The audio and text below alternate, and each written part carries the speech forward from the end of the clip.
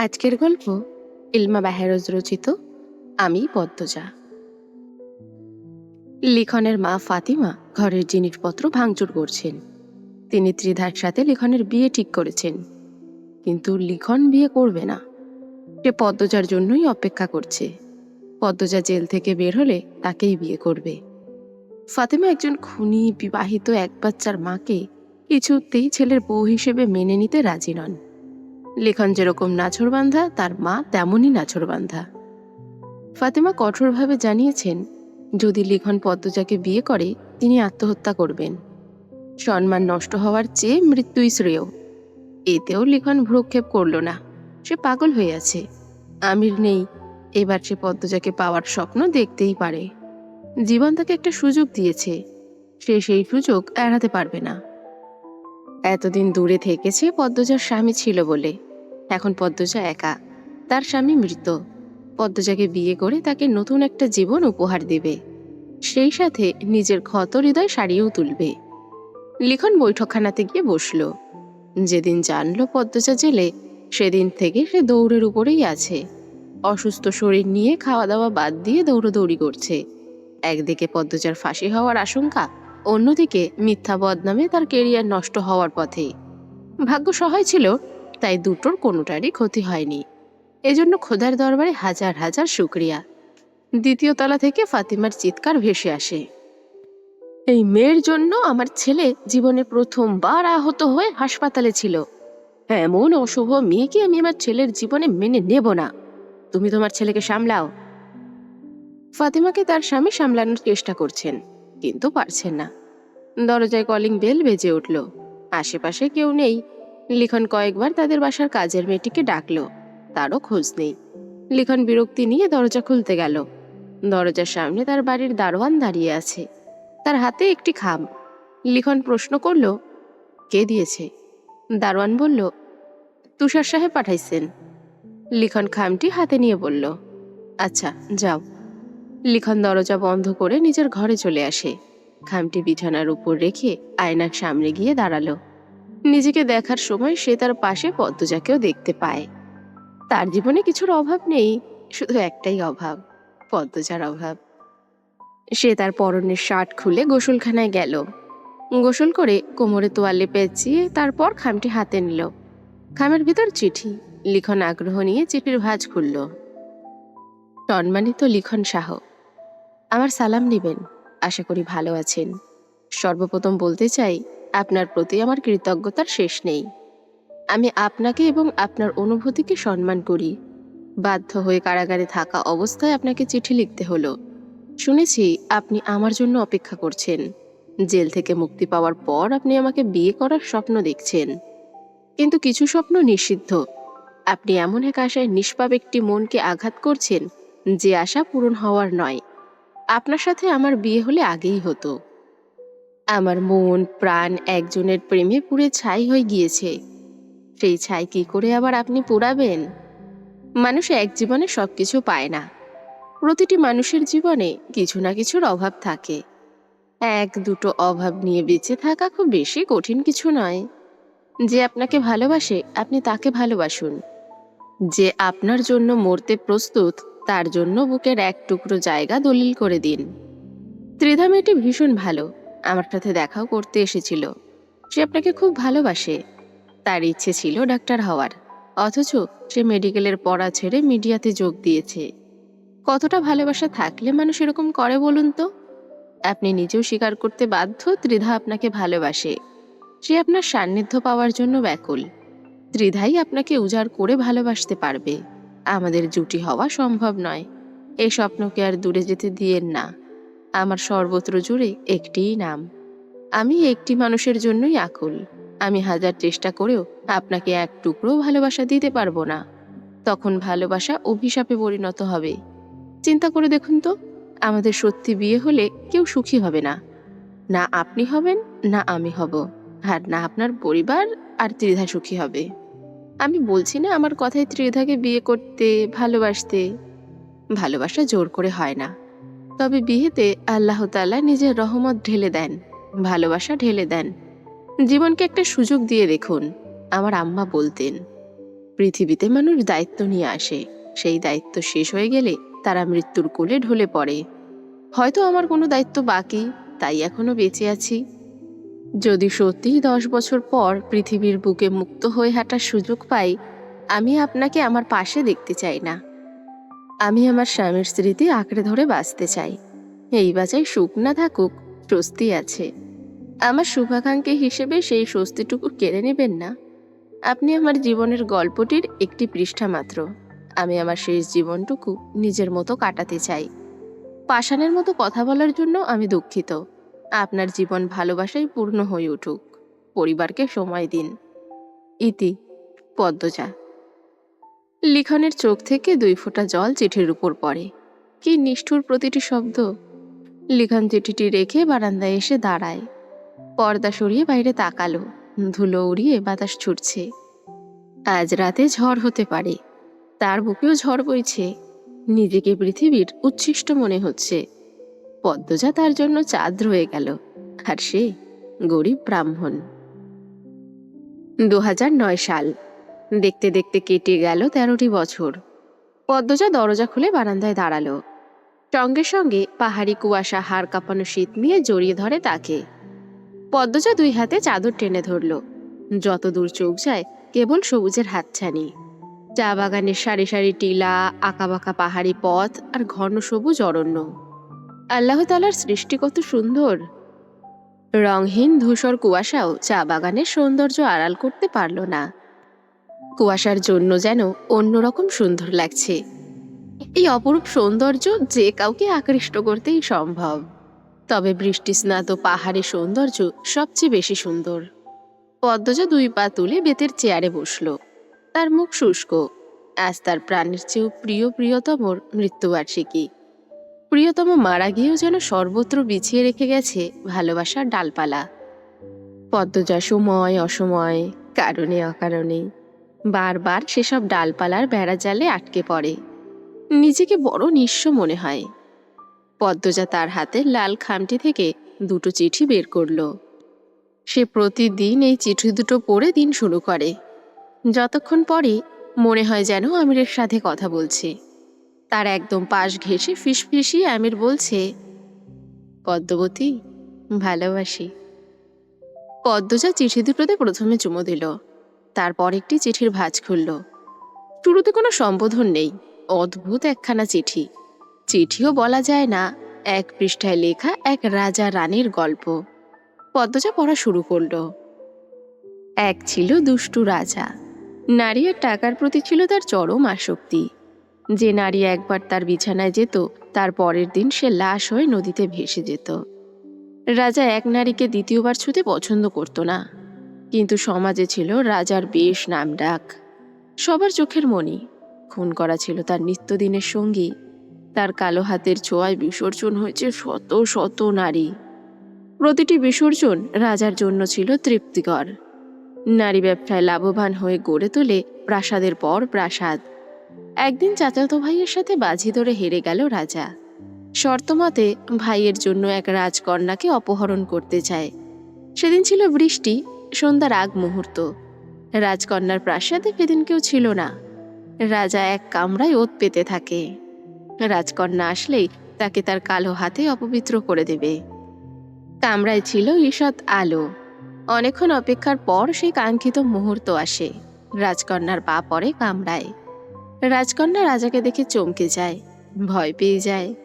কাঁপা স্বরে প্রশ্ন করে, কে আপনি? খালি বাড়িতে কেন ঢুকেছেন? সে কণ্ঠ যেন কোনো কণ্ঠ ছিল না, ধনুকের ছোড়া তীর ছিল। রাজার বুক ছিঁড়ে সেই তীর ঢুকে পড়ে। রিনঝিনে গলার রাজকন্যাকে দেখতে রাজা আগুন জ্বালায়। আগুনের হলুদ আলোয় রাজকন্যার অপরূপ মায়াবী সুন্দর মুখশ্রী দেখে রাজা মুগ্ধ হয়ে যায়।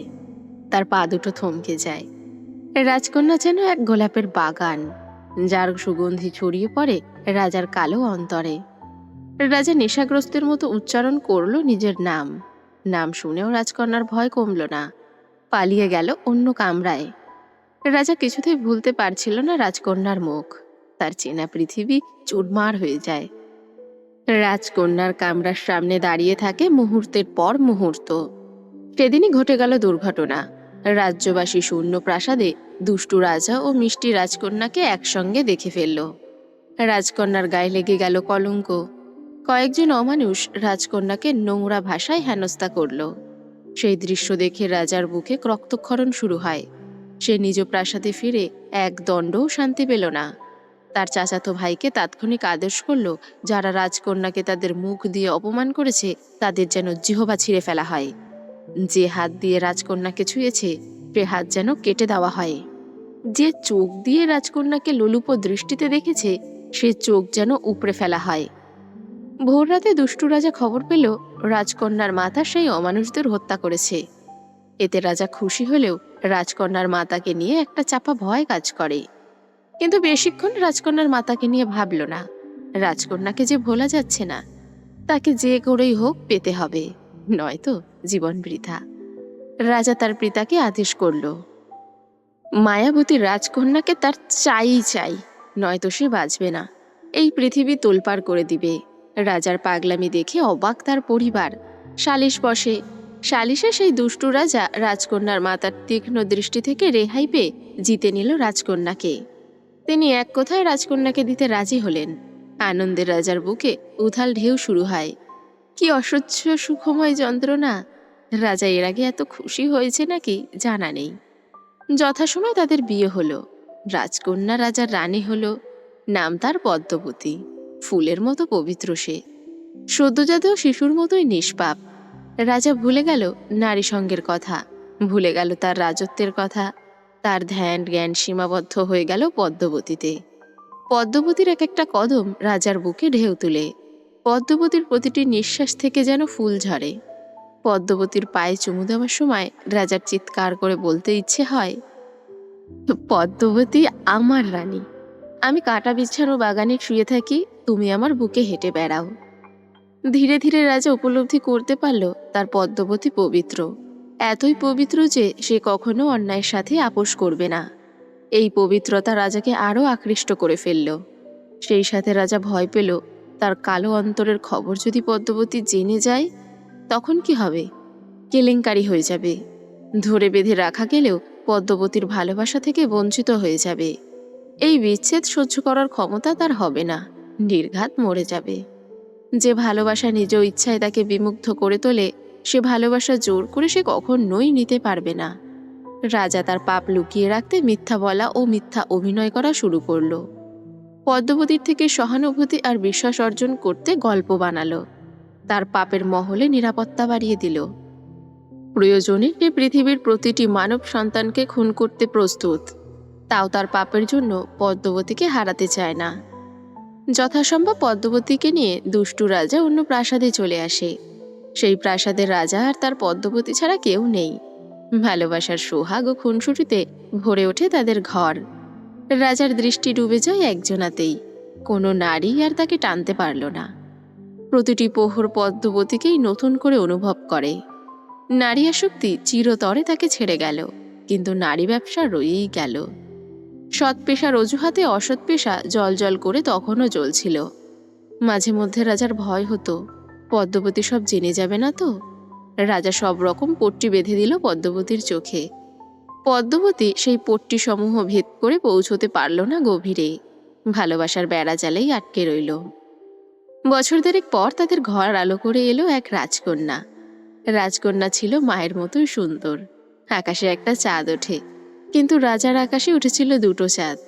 ছোট্ট রাজকন্যাকে দেখে রাজার বুক কেঁপে ওঠে। তৃতীয়বারের মতো কোনো মেয়ের প্রতি সে ভালোবাসা অনুভব করে।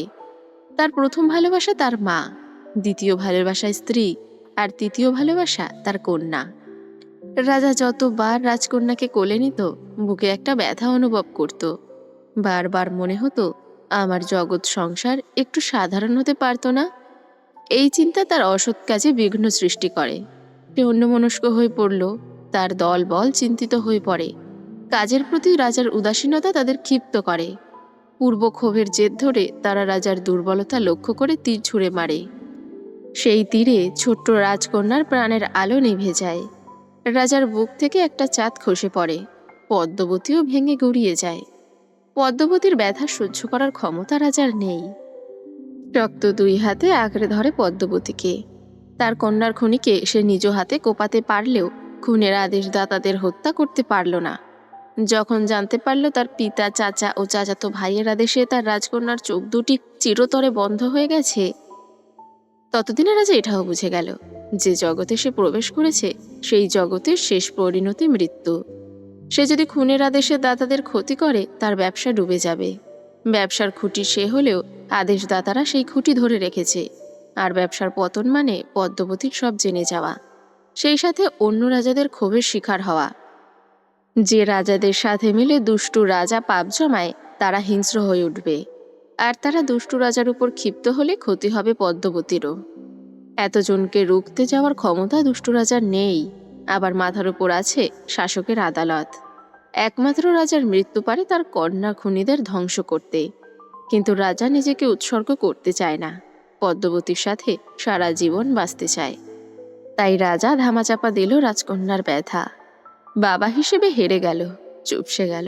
অভিশাপ সেই রাজাকে, অভিশাপ। পদ্মজা চিঠির উপর হাত বুলিয়ে দিল। যখন সে প্রথমেই বাস্তব রূপকথা পড়েছিল, সাদা অংশে শুকনো রক্ত লেগেছিল, তার প্রিয় স্বামীর রক্ত। আমিরের শরীরে দাগ পাওয়া গেছে অপনীত, কামড়ের দাগ, চাকবুকের দাগ, ছুরি দিয়ে আঘাতের দাগ। সে নিজেকে শেষ দিনগুলোতে অনেক আঘাত করেছে, নিজেকে রক্তাক্ত করে পাতাল ঘরে আর্তনাদ করেছে। পদ্মজা হাতের উল্টো পাশ দিয়ে চোখের জল মুছে দ্বিতীয় চিঠিটি হাতে নিল, ভাঁজ খুলল। প্রিয়র চেয়েও প্রিয় পদ্মবতী, আমার পাপের রাজত্বে তোমার আগমন ভূমিকম্পের মতো ছিল। যখনই দেখি তুমি দাঁড়িয়ে আছো, আমার হৃৎপিণ্ড থমকে যায়। চোখের সামনে 6 বছর গড়ে তোলা ভারী দেওয়াল ভেঙে চুরমার হয়ে যায়। আমার চোখের মণি পদ্মজা, তোমার ওই 2 চোখের অবিশ্বাস্য চাহনি আমাকে ছিন্ন ভিন্ন করে ফেলে। আমার কথা হারিয়ে যায়, আমি স্তব্ধ হয়ে যাই। খারাপের মাঝেও ভালো থাকার মন্ত্র ছিল তোমার দৃষ্টি। সেই দৃষ্টিতে যখন ঘৃণা দেখতে পাই, আমার বুক পুড়ে যায়, আমার মস্তিষ্ক ফেটে যায়। তোমার আহত মুখশ্রী দেখে আমার শরীরের চামড়া ঝলসে যায়। তোমার চোখের জল দেখে সমুদ্র আছড়ে পড়ে মাথার উপর। আমার মিথ্যাচার, আমার প্রতারণা তোমাকে কষ্টের ভুবনে ছুঁড়ে ফেলে। বিষাদের ছায়া ঢেকে যায় তোমার চোখে। সেই বিষাদটুকু মুছে দেওয়ার অধিকার আমি হারিয়ে ফেলি। যদি পারতাম আকাশের মেঘ হয়ে তোমার কাজল কালো আঁখি ছুঁয়ে সবটুকু বিষাদ ধুয়ে মুছে সাফ করে দিতাম। আমার প্রথম ও শেষ ভালোবাসা, তুমি একটু দূরে সরলেই যে আমি মনে মনে পুরো পৃথিবী ভস্ম করে দেওয়ার ইচ্ছে পুষি।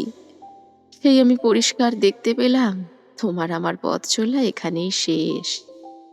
আমি শান্ত পাথরের মতো স্থির হয়ে যাই, গন্তব্য হারিয়ে ফেলি।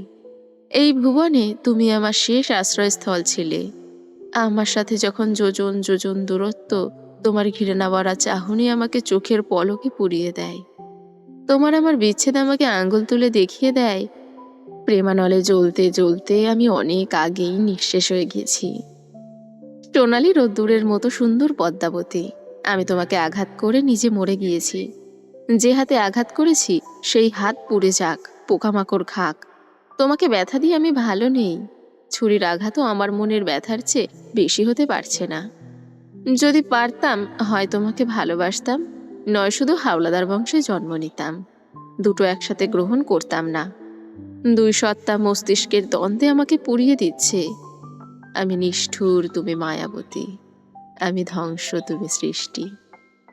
আমি পাপ, তুমি পবিত্র। এত অমিলে কেন হলো মিলন? কেন কালো অন্তরে ছড়িয়েছিল ফুলের সুবাস? আমাকে ধ্বংস করার কি অন্য কোনো অস্ত্র ছিল না? এমন কঠিন কষ্ট কেন দেওয়া হচ্ছে আমাকে? তোমার ব্যথায় আমি দগ্ধ হচ্ছি। তোমার কান্না, তোমার আর্তনাদ আমার মস্তিষ্কের প্রতিটি নিউরনকে কাঁপিয়ে তোলে। মনে হয় মাথার ভেতর পোকারা কিলবিল করছে। বিচ্ছেদের বিষাক্ত ছোবলে নীল হয়ে যাচ্ছি আমি। আমাকে বাঁচাও। শূন্য আকাশে গাংচিল যেমন একা, আমিও তেমন একা। প্রতিটি মুহূর্ত আমাকে অনুশোচনায় দগ্ধ করে। একাকী নীরবে সহ্য করি। এটাই তো আমার প্রাপ্য। মেয়েগুলোকে বাঁচাতে চেয়েও বাঁচাতে পারিনি। বুকের উপর পাথর চেপে পাঠিয়ে দিয়েছি বহু দূরে। যখন তাদের জাহাজে তুলে দিয়েছি, আমার দিকে করুণ চোখে তাকিয়েছিল। ব্যথিত হৃদয় প্রথমবারের মতো অনুভব করে তারাও তো আমার মতোই কষ্ট পাচ্ছে, কিন্তু তখন আমার আর সামর্থ্য ছিল না। আমার জীবনের বসন্তকাল তুমি। তোমার অসহ্য আলিঙ্গন আমার সহ্যের বাইরে ছিল। তোমার আর্তনাদ করে পালিয়ে যাওয়ার অনুরোধ করা আমার নিঃশ্বাস বন্ধ করে দেয়। সত্যি যদি পারতাম পালিয়ে যেতে, কিন্তু তা আর সম্ভব নয়। আমার আকাশ সমান পাপ আমার পিছু ছাড়বে না। আজীবন দৌড়তে হবে। এক দণ্ডও শান্তি মিলবে না। মেঘলা বরণ অঙ্গের সাম্রাজ্ঞী, তোমার ভালোবাসার সাম্রাজ্যে কাটিয়ে দিতে চেয়েছিলাম শত জনম। হলো না। তোমার চোখের খাদে পড়ে থাকতে চেয়েছিলাম আজীবন। তাও হলো না। সময় এসেছে আমার বিদায়ের। আমাদের পথ চলা এতটুকুই। আমি ছিলাম দুর্গের মতো কঠিন। সেই দুর্গ তুমি ভেঙে গুড়িয়ে দিয়েছ। ভালোবাসা আমার হাঁটু ভেঙে দিয়েছে। আমার আর উঠে দাঁড়ানোর সুযোগ নেই। শেষবারের মতো তোমাকে ছুঁয়ে যেতে চাই। আমার প্রেম তুমি, আমার ভালোবাসা তুমি। সত্যি বলছি, আমার জীবনে আসা প্রতিটি নারী আমাকে নয়, আমার হারাম টাকার প্রতি আকৃষ্ট হয়েছে। আমি তাদের কিনে নিয়েছি। শারমিন আর মেহুল দুজনকে বাড়ি উপহার দিয়ে তারপর আমাকে বিয়ে করতে হয়েছে। তাও আমি অপরাধী। আমি তাদের ঠকিয়েছি, প্রতারণা করেছি, খুন করেছি। আমি অনুতপ্ত। বড্ড আফসোস হচ্ছে, বড্ড আক্ষেপ থেকে গেল। ওপারেও আমি তোমাকে পাবো না। আমার মতো ঘৃণিত ব্যক্তি তোমার পাশে দাঁড়াতে পারবে না। আমার জায়গা হবে জাহান্নামে, কোনো এক দুর্গমময় জগতে। তোমাকে দেখার তৃষ্ণা, তোমাকে ছোঁয়ার আকাঙ্ক্ষা আমার মিটল না। হয়তো সহস্র বছরেও মিটবে না। আমার হৃদয়ের রঙহীন বাগানের রঙিন প্রজাপতি, সাদা শাড়িকে তোমার সঙ্গী করে দেওয়ার সিদ্ধান্ত নেওয়ার জন্য দুঃখিত। তুমি মুক্ত হবে, পাখির মতো উড়বে। শুধু আমি থাকবো না পাশে। আফসোস। চিঠির শেষ প্রহরে এসে হাত কাঁপছে, চিৎকার করে কাঁদতে ইচ্ছে হচ্ছে। এই পৃথিবীতে আমি আরেকটু থাকতে চাই। এই পৃথিবীর সবুজ বুকে তোমাকে নিয়ে প্রতিটি ভোর হাঁটতে চাই। আমাদের ভালোবাসার জ্যোৎস্না রাতগুলো আরেকটু দীর্ঘ হলে কি এমন হতো? আমাদের প্রেমের পরিণতি এত নিষ্ঠুর কেন হলো? তোমার ওই ঘোলা চোখের মায়াজাল ছেড়ে চলে যেতে ভীষণ কষ্ট হচ্ছে, কিন্তু যেতে হবেই। আর থাকা যাবে না। সময় পেরিয়ে যাচ্ছে। তোমার কোনো ক্ষতি হওয়ার আগে আমাকে সব কীটদের নিয়ে পৃথিবী ছাড়তে হবে। আমার আধার জীবনের জোনাকি, সৃষ্টিকর্তাকে বলো যেন আরেকটা সুযোগ দেওয়া হয়। এই পৃথিবীতে যেন আবারও পাঠানো হয়। পৃথিবীর বুকে তো জায়গা সম্পদের অভাব নেই। আরেকটা জীবন কি পেতে পারি না? তখন আমি কঠিন পরীক্ষা দেব। তোমাকে পেতে আগুনের উপর দিয়ে হাঁটব। ভাঙা কাচের ধারে পা ছিন্ন ভিন্ন করে হলেও তোমাকে জিতে নেব। থাকবে না কোনো অন্ধকার জগতের হাতছানি। তৈরি হবে তোমার আমার প্রেমের উপাখ্যান। আমাদের ভালোবাসা দেখে জ্যোৎস্না ও তারকারাজি ঝলমলিয়ে উঠবে। আমাদের আবার দেখা হবে, কোনো না কোনোভাবে আবারও দেখা হবে। দেখা হতেই হবে। নিজের খেয়াল রেখো, ঠিকমতো খাওয়া দাওয়া করো। পূর্ণা মা হেমলতার কাছে নিশ্চয়ই ভালো আছে। চিন্তা করো না। পারলাম না আরো কয়েকটা দিন তোমাকে আগলে রাখতে। ক্ষমা করো আমায়। অতৃপ্ত আমি মৃত্যুকে তৃপ্তি হিসেবে গ্রহণ করছি। ইতি, আমির হাওলাদার। চোখের সামনে ছবির মতো ভেসে ওঠে আমিরের শেষ চাহনি। রক্ত বমি করে মাটিতে লুটিয়ে পড়া। ভেসে ওঠে সেই শিশি, যে শিশির উপরে বড় বড় করে লেখা ছিল পয়জন, বিষ। পদ্মজা দুটো চিঠি বুকের সাথে জড়িয়ে ধরল। তারপর শূন্য আকাশে তাকিয়ে দীর্ঘশ্বাস ছাড়ল। এই চিঠি যেদিন প্রথম সে পড়ল, চিৎকার করে কেঁদেছে। সে আমিরকে খুন করে অনুতপ্ত নয়, সে কাঁদে ভাগ্যের নির্মম পরিহাসে। দরজায় ঠকঠক শব্দ হচ্ছে। পদ্মজা দ্রুত চিঠি দুটো ভাঁজ করে খামের ভেতরে রেখে দিল। গলার স্বর উঁচু করে বলল, বলো বুবু। দরজার ওপাশ থেকে লতিফার কণ্ঠস্বর ভেসে আসে। মাহবুব মাস্টার আইছে। পদ্মজা বলল, আচ্ছা নাস্তা তৈরি করো, আমি আসছি। পদ্মজা চোখের পানি মুছে ঘরে আসলো। আয়নায় দেখল সে যে কেঁদেছে, বোঝা যাচ্ছে কিনা। না, বোঝা যাচ্ছে না। গায়ে শালটি রেখে আনলা থেকে আরেকটি কালো শাল নিয়ে ভালো করে মাথা ঢেকে নিল। তারপর দরজা খুলে বেরিয়ে আসে। বৈঠকখানার সামনে গিয়ে স্থির হয়ে দাঁড়ালো। মাহবুব মাস্টার বসে আছেন। তার বয়স 50-এর কাছাকাছি। তিনি অঙ্কের মাস্টার। পদ্মজা আর তিনি এক স্কুলের শিক্ষক, ভালো পড়ান। তার সামনে বসে আছে 3টি ছেলে মেয়ে। এই তিনজনকে পড়ানোর জন্যই পদ্মজা মাহবুব মাস্টারকে ডেকেছে। মাহবুব মাস্টার 12 বছরের ছেলেটিকে আগে প্রশ্ন করলেন, তোমার নাম কি? ছেলেটি প্রবল উৎসাহ নিয়ে বলল, আমার নাম নুহাশ হাওলাদার। আর ওর নাম? মাহবুব নুহাশকে থামিয়ে দিলেন, বললেন, তুমি শুধু তোমার নাম বলো, অন্যজনেরটা বলতে বলিনি। কাটা থুতনি, তোমার নাম কি? আমিরাতুন নিসা নুরি। নুরি অবাক হওয়ার ভান করে নিজের নাম বলল। তার থুতনিতে গর্ত আছে বলে কি তাকে কাটা থুতনি ডাকতে হবে? সে মনে মনে ব্যথা পেয়েছে। নুরির পাশে বসে থাকা 10 বছরের মেয়েটি বলল, আমার নাম জিজ্ঞাসা করছেন না কেন? আমি সবার ছোট। আমার নাম খাজিতাতুল আলিয়া। মাহবুব মাস্টার চোখের চশমা ঠিক করে বললেন, ভীষণ বেয়াদব তো, এত অধৈর্য কেন তুমি? নুহাশ আলিয়ার মাথায় থাপ্পড় দিয়ে বলল, মা কি বলছে মনে নেই? বেশি কথা বলতে নিষেধ করেনি? আলিয়া কটমট করে নুহাসের দিকে তাকালো। নুহাস বলল, খেয়ে ফেলবি আমাকে? আলিয়া খামচে ধরল নুহাসের মাথার চুল। নুহাসও আলিয়ার চুল খামচে ধরে। দুজন ধস্তাধস্তি করে মেঝেতে শুয়ে পড়ে। তারা দুজন কথায় কথায় ঝগড়া বাঁধিয়ে ফেলে। মাহবুব মাস্টার আঁতকে উঠলেন, হই করে চিৎকার করে উঠলেন। পদ্মজা পর্দা ছেড়ে বেরিয়ে আসে। সঙ্গে সঙ্গে নুহাস ও আলিয়া থেমে গেল, সোজা হয়ে দাঁড়ালো। নুরি 2 চোখ খিচে চাপা স্বরে নুহাসকে বলল, দিলি তো আমাকে রাগিয়ে। মাহবুব মাস্টার হতবাক। পদ্মজার মতো নম্র ভদ্র শিক্ষিকার এমন উশৃঙ্খল ছেলে মেয়ে। তিনি চশমা ঠিক করতে করতে বললেন, এত অসভ্য এরা। পদ্মজা শীতল চোখে নুহাস ও আলিয়ার দিকে তাকালো। তারা নত যেন হয়ে আছে। পদ্মজা বলল, সবাই ভেতরে যাও। পদ্মজার কণ্ঠে রাগে রাজ। তা টের পেয়ে আলিয়ার চোখে জল জমে। প্রায় প্রতিদিন নুহাস আর তার ঝগড়া হয়। ঝগড়ার জন্য শাস্তি পায়, তবুও ভুলে আবার ঝগড়া করে ফেলে।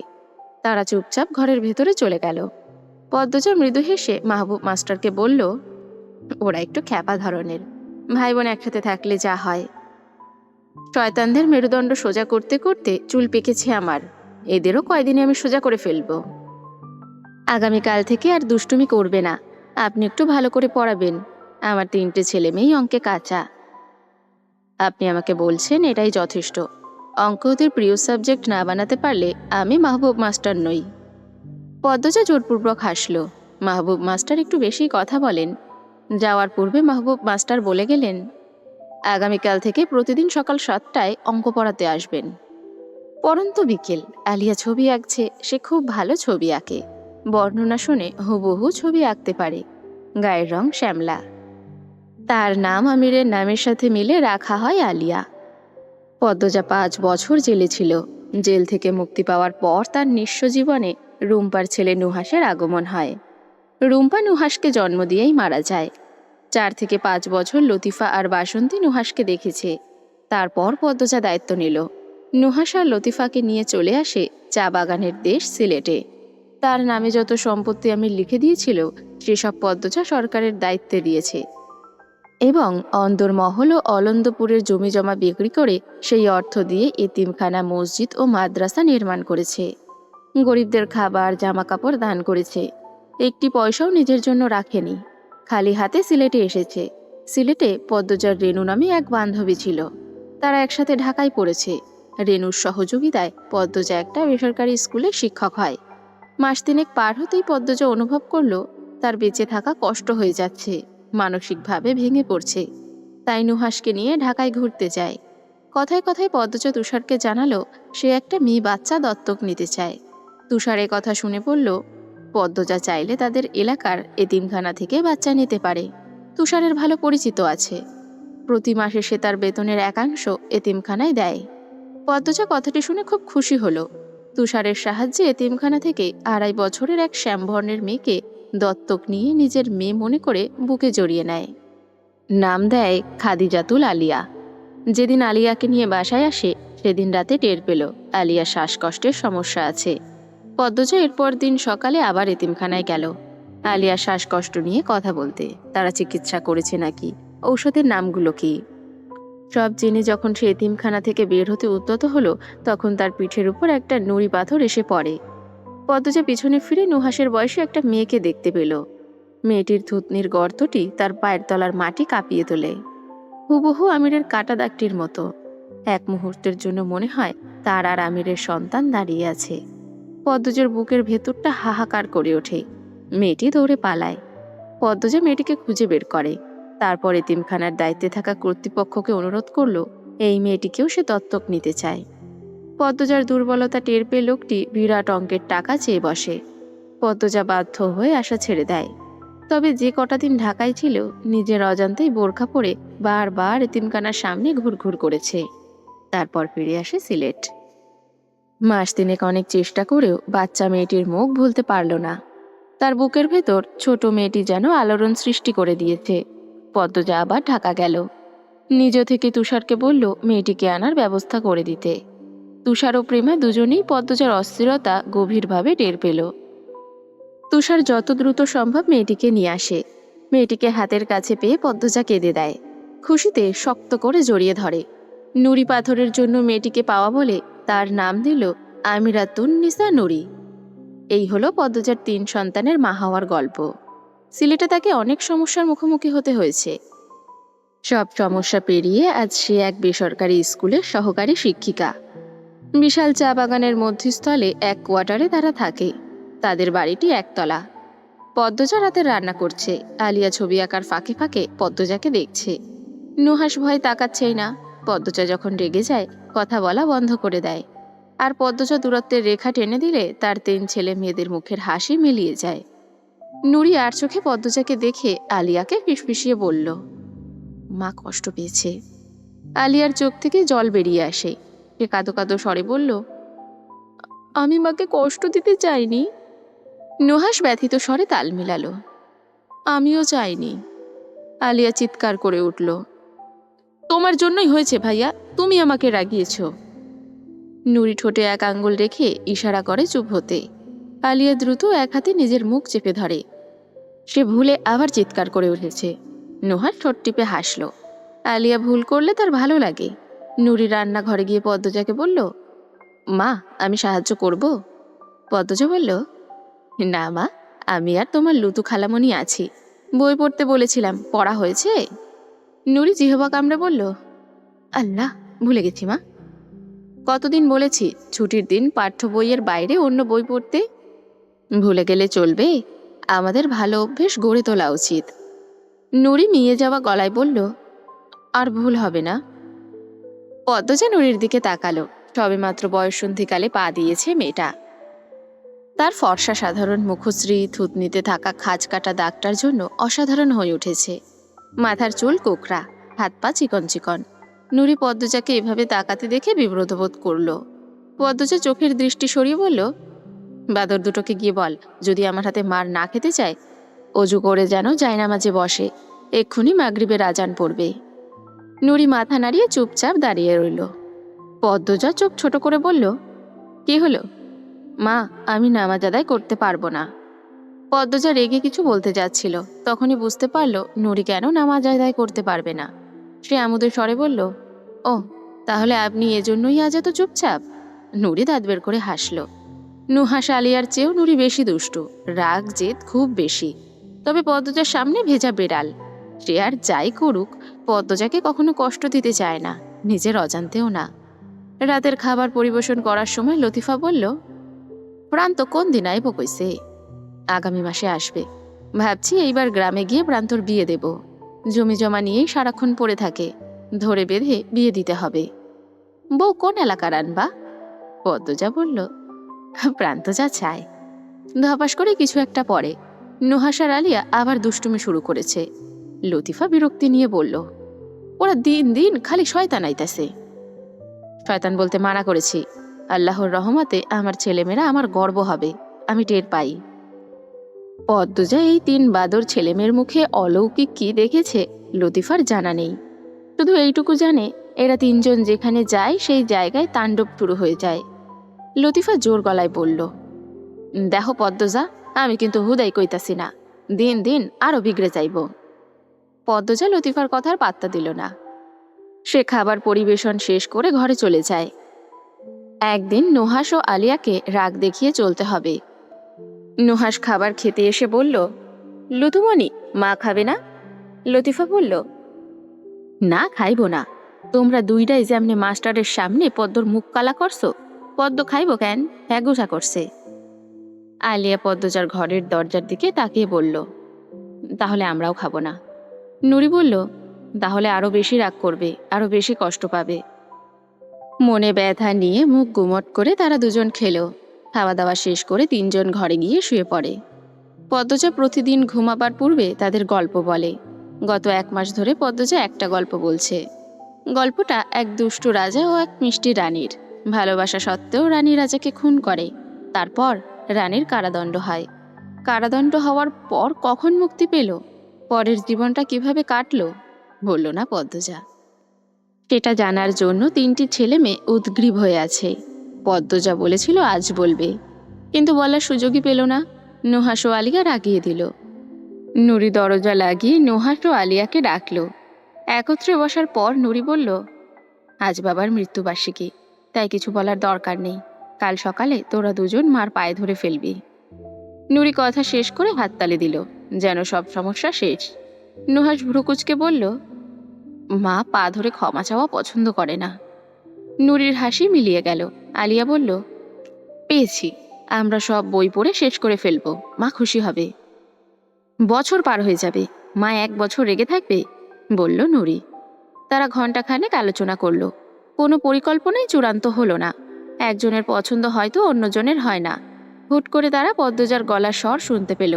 পদ্মজা লতিফাকে বলছে, লুতুবুবু, বাড়ির বড় বিড়ালদের বলে দাও তাদের ফিসফিসানি শোনা যাচ্ছে। নুহাস, নুরি ও আলিয়া দ্রুত লেপ মুড়ি দিয়ে শুয়ে পড়ে। পদ্মজা মাঝরাতে নিজের ঘর থেকে বের হয়। লতিফা জেগেই ছিল। তাহাজ্জুদ নামাজ আদায় করছে। পদ্মজার সংস্পর্শে এসে তার মুখের আঞ্চলিক ভাষা ছাড়া সবই পাল্টে গেছে। রিনুকে বিয়ে দিয়েই সে পদ্মজার সঙ্গী হয়েছে। লতিফা জায়নামাজ ছেড়ে উঠতেই পদ্মজা বলল, আমি বের হচ্ছি। আমাকে না পেয়ে ওরা যেন বের না হয়। আশেপাশের অবস্থা ভালো না। পাশের এলাকায় পরপর 2টো লাশ পাওয়া গেছে। এখানে আবার কোন চক্রান্ত চলছে কে জানে। দরজা বন্ধ করে রেখো। তুমিও যাইও না পদ্ম। পদ্মজা শুনল না। প্রথমে ছেলেমেয়েদের ঘরে গেল। নুরি ও আলিয়া এক বিছানায় ঘুমোচ্ছে, আর নুহাস পাশের বিছানায়। পদ্মজা ঘুমন্ত 3 ছেলেমেয়ের কপালে চুমু দিয়ে আলতো করে মুখ ছুঁয়ে দিল। এই 3টে ফুটফুটে ছেলে মেয়েকে সে ভীষণ ভালোবাসে। তাদের জন্য পদ্মজা নিজের জীবন কোরবানি দিতেও প্রস্তুত। জীবনে যতটুকু আনন্দ আছে তার পুরোটা অবদান নুরি, নুহাস আর আলিয়ার। পদ্মজা অনেকক্ষণ বসে রইল। তারপর ঘর ছেড়ে বেরিয়ে পড়ল। কোয়ার্টার ছেড়ে বের হতেই নিঃসঙ্গতা কামড়ে ধরে তাকে। আমিরের প্রতিটি মৃত্যুবার্ষিকীর রাত সে খোলা আকাশের নিচেই কাটায়। চোখ বন্ধ করে অনুভব করে ফেলে আসা স্মৃতিগুলো। এই সময়টুকু একান্ত তার আর আমিরের। ঘণ্টাখানেক হেঁটে এসে এক পাহাড়ের চূড়ায় দাঁড়ালো পদ্মজা। এই পাহাড়টি এখানকার সবচেয়ে উঁচু পাহাড়। একটা মই হলেই যেন আকাশ ছোঁয়া যাবে। আকাশের গায়ে লক্ষ লক্ষ তারা জ্বলজ্বল করছে। এর মাঝে কোন তারাগুলো পদ্মজার প্রিয়জন? পদ্মজা 1 হাত আকাশের দিকে বাড়িয়ে ভেজা কণ্ঠে উচ্চারণ করল, আমার প্রিয়জনেরা। তার এই 2টি শব্দে বারবার প্রকাশ পায় ভেতরের সব দুঃখ, যন্ত্রণা, অভাববোধ। মা, বাবা, বোন, স্বামী, শাশুড়ি সবাই আকাশটাতে থাকে, শুধু সে জমিনে রয়ে গেছে। পদ্মজা চোখ বুঝল। সাই সাই করে বাতাস বইছে। বাতাসের শব্দও শোনা যাচ্ছে। ঠান্ডায় শরীরে কাঁটা দিচ্ছে। চোখের পাতায় দৃশ্যমান হয় হেমলতার তীক্ষ্ণ দৃষ্টি, রুদ্রমূর্তি, পূর্ণার আহ্লাদ, হাসি, আমিরের ছোঁয়ার বাহানা, বুকে নিয়ে কান্না থামানো। কত সুন্দর অতীত, কতটা সুন্দর। পদ্মজা চোখ খুলল। তার ঘোলা 2টি চোখ জলে ভরে উঠেছে। সে শিশির ভেজা ঘাসের উপর বসল। দিনটা কেটে যায়, রাতটা তার আর কাটে না। আমির শয়নে স্বপনে রাজত্ব করে। পদ্মজা অসহায় চোখ 2টি মেলে আকাশের দিকেই তাকিয়ে আছে। হঠাৎ করে যদি তার স্বামীর মুখটা ভেসে উঠত। কেমন আছে সে? পদ্মজার 2 চোখ বেয়ে জলের ধারা নামে। নীরবে কাঁদতে থাকে। কি ভীষণ অসহায় দেখাচ্ছে তাকে। দিনের আলোয় দেখা কঠিন ব্যক্তিত্ব সম্পন্ন রাগী পদ্মজা রাতের বেলায় এমন অসহায় হয়ে কাঁদে, কেউ বিশ্বাস করবে? করবে না। পদ্মজা হাঁটুতে মুখ গুজে স্মৃতি হাতড়ে বেড়াচ্ছে। হঠাৎ সে কারো উপস্থিতি টের পেল। তার দিকে কেউ হেঁটে আসছে। গত 2 সপ্তাহে 2টো খুন হয়েছে। ঘটনাটি ঘটেছে পাশের এলাকায়। এলাকাটি খুব কাছে। লাশের ছবি দেখে বোঝা গেছে কেউ বা কারা দেশে আতঙ্ক ছড়ানোর চেষ্টা করছে। সেই সাথে লাশের শরীরের ক্ষতস্থান দেখে মনে হয়েছে হত্যাকারী বা হত্যাকারীরা শয়তানের উপাসনা করে। পদ্মজার মস্তিষ্ক সক্রিয় হয়। সে তার কোমরের খাঁজে থাকা খাপ থেকে ছুরি বের করল। তারপর দ্রুত ঘুরে দাঁড়ালো। দেখল নুরি দাঁড়িয়ে আছে। তার পরনে কালো বোরকা। নুরিকে দেখে পদ্মজা অবাক হয়। সেকেন্ড কয়েকের মধ্যে অবাকের ছাপটা মুখ থেকে সরেও গেল। নুরি প্রায় সময় তাকে অনুসরণ করে। সে পদ্মজাকে একা ছাড়তে নারাজ। পদ্মজা ঘাসের উপর বসতে বসতে বলল, পিছু নিতে না করেছিলাম। নুরি কিছু বলল না। পদ্মজাও চুপ রইল। নুরি ঘাড় ঘুরিয়ে পেছনে তাকালো। নুহাস ও আলিয়া দূরে দাঁড়িয়ে আছে। তাদের চেয়েও দূরে দাঁড়িয়ে আছে লতিফা। লতিফা নুরিদের আটকানোর চেষ্টা করেছে, কিন্তু বাদরদের সে আটকে রাখতে পারল না। পারে তো তারা লতিফার হাত পা বেঁধে ফেলে। নুরি সাবধানে ডাকল, মা। পদ্মজা দূরে চোখ রেখে নির্বিকার কণ্ঠে বলল, বল। বাবার জন্য কাঁদছিলে? পদ্মজা নিরুত্তর। নুরি সময় নিয়ে দ্বিধা ভরে জিজ্ঞাসা করল, দুষ্টু রাজাটা বাবা আর মিষ্টি রানীটা তুমি, তাই না আম্মা? পদ্মজা চমকে তাকালো। অপলকভাবে তাকিয়েই রইল। নুরি কি করে জানল তাদের বলা গল্পটি তাদের মায়ের গল্প? নুরিকে দেখলে মনে হয় না সে যে পদ্মজা ও আমির হাওলাদারের নিজের মেয়ে নয়। নুরির চোখের দৃষ্টি ঈগলের মতো, যেমন চঞ্চল তেমন সাহস। সে ক্ষোভ নিয়ন্ত্রণ করতে পারে না। আশেপাশে যা কিছুই ঘটুক সর্বপ্রথম তার চোখে ধরা পড়ে। পদ্মজা নুরির প্রশ্ন এড়িয়ে চুপচাপ বসে রইল। নুরি সংকোচ নিয়ে বলল, মা, তুমি সোয়েটার পরনি, ঠান্ডা লাগবে। পদ্মজা খাপে ছুরি রেখে বলল, নুহাস আর আলিয়াও এসেছে? নুরি মাথা ঝাঁকালো। পদ্মজা নুরিকে নিয়ে নিচে নেমে আসে। নুহাস ও আলিয়ার সামনে এসে তিনজনের উদ্দেশ্যে বলল, সাহসী সঠিক সময় হতে বলেছি। এই রাতের বেলা ঝুঁকি নিয়ে মায়ের পিছু নিতে নয়। লতিফা এগিয়ে এসে বলল, তোমারে লইয়া হেরা চিন্তাতা ছিল। খুন টুন যে হইল গত সপ্তাহে এর লাইগা। পদ্মজা ভুরু উঁচিয়ে বলল, তাহলে ওরা আমাকে বিপদের হাত থেকে বাঁচাতে এসেছে? নুরি, নুহাস ও আলিয়া ভয় একজন আরেকজনকে চাওয়াচাই করল। পদ্মজা হেসে তিনজনকে দুই হাতে জড়িয়ে ধরে বলল, আমার সাহসী বাচ্চারা, কিন্তু এত রাতে আসা একদম ঠিক হয়নি। হ্যাঁ, আমারও ঠিক হয়নি। আমরা কেউই আর ভুল করব না, ঠিক আছে? তিনজনই সমস্বরে বলল, ঠিক আছে মা। পদ্মজা তার ছেলে মেয়েদের নিয়ে পাহাড় ছেড়ে সমতলে নামে। পথে আলিয়া বলল, মা, একটা কথা বলবো? পদ্মজা আদুরে স্বরে বলল, বলো বাবা। মজনু স্যার রূপকথা দিদিকে কিছু বলেছে মনে হয়। পদ্মজার কপালে চিন্তার ভাঁজ পড়ে। মজনু তার স্কুলেরই শিক্ষক। নবম ও দশম শ্রেণীর ছাত্রীদের বাংলা পড়ায়। তার নামে অনেক অভিযোগ আছে। ছাত্রীদের হ্যারাস করে, শরীরে বিভিন্ন অজুহাতে হাত দেয়। বিয়ে করেছে দুটি। অনেক মেয়ে মজনুর জন্য স্কুলে আসা ছেড়ে দিয়েছে। তারা কিছু বলতেও পারে না, সইতেও পারে না। মাস 6 আগে স্কুলের এক মেয়ে দাবি করেছে সে গর্ভবতী। মজনু তাকে ভয় দেখিয়ে অনেকবার শারীরিক সম্পর্ক করেছে।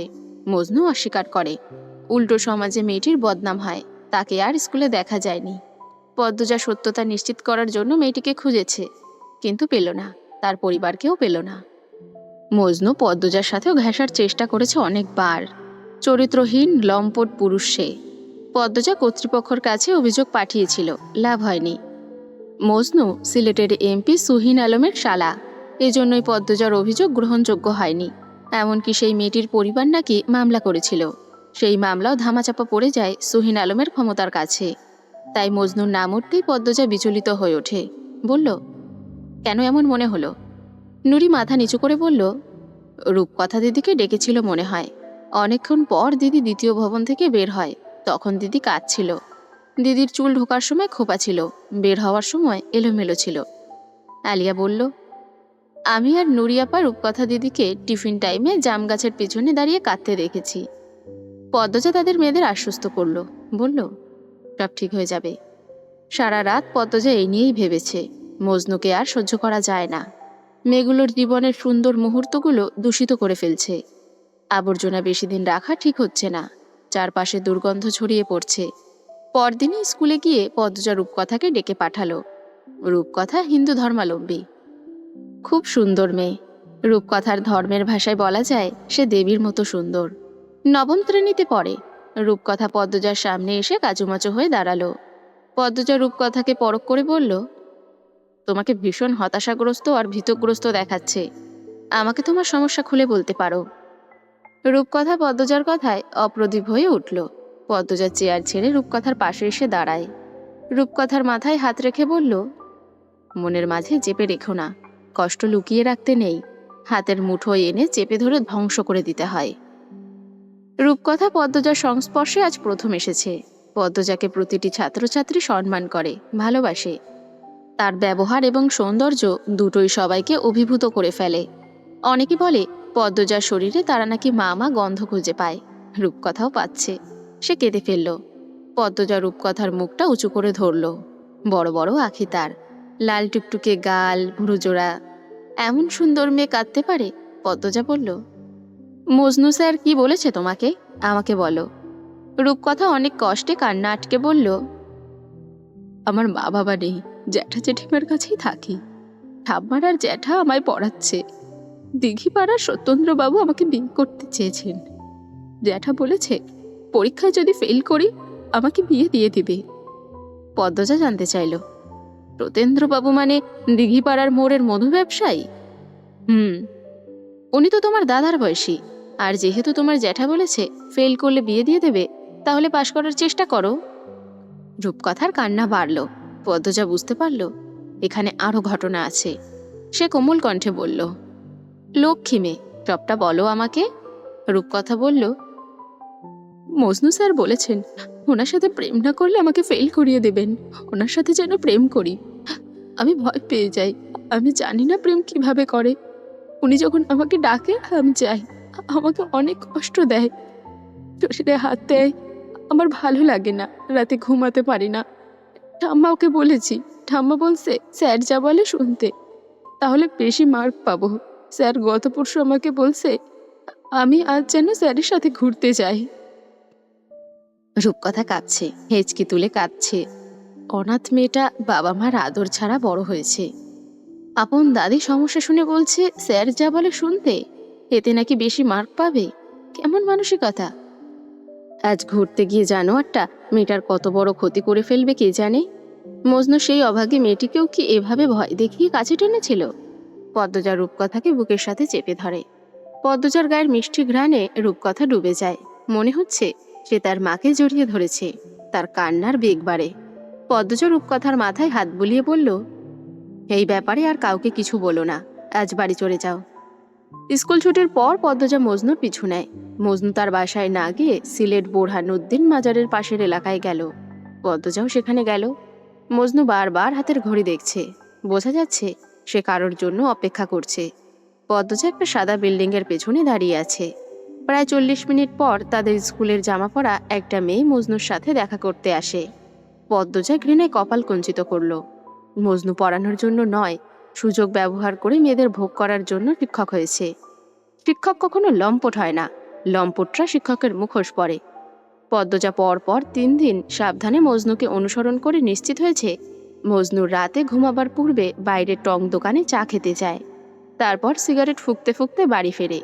রাস্তার দুই পাশে ঝোপ জঙ্গল। এটা মজনুর প্রিয় অভ্যাস হতে পারে। রূপকথা 3 দিন পদ্মজার কথা স্কুলে আসেনি। চতুর্থ দিন শেষে রাত 8টায় পদ্মজা একখানা বড় লাগেজ, একটি বড় ধানের বস্তা ও একটা রামদা নিল। খুলে নিল নিজের কানের দুল।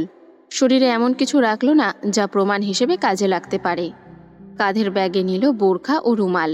তারপর নতুন শাল দিয়ে মাথা ঢেকে বেরিয়ে পড়ল। রাত ঠিক 10টা বাজে তখন। চারিদিকে শুনশান নীরবতা। ঠান্ডা বাতাস বইছে। মাঝে মধ্যে শেয়ালের ডাকও শোনা যাচ্ছে। মজনু সিগারেট ফুঁকতে ফুঁকতে গুনগুন করে গান গেয়ে বাড়ির দিকে যাচ্ছে। হাঁটছে হেলে দুলে। আশেপাশে গাছপালা বেশি। রাস্তার দুই ধারের ঝোপ জঙ্গল গাঢ় অন্ধকারে ঢাকা। দূরে ল্যাম্পপোস্টের আলো নিভু নিভু হয়ে জ্বলছে। এই দিকটায় মানুষজন তেমন আসে না। পদ্মজা রামদা নিয়ে একটা বড় গাছের আড়ালে দাঁড়িয়ে আছে। তার লাগেজ ও কাঁধ ব্যাগটি কিছুটা দূরে রাখা।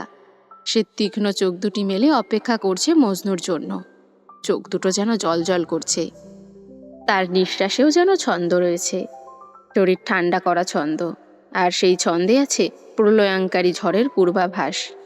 মজনুর দেখা মিলতেই পদ্মজা চাপা স্বরে ডাকল, স্যার, স্যার। যেন অশরীরী ডাকছে। মজনুর একটু ভয় করলেও উৎসুক হয়ে ডানে তাকালো। জঙ্গল থেকে কে ডাকছে? মজনু উঁচু স্বরে প্রশ্ন করল। কে? আমি, স্যার।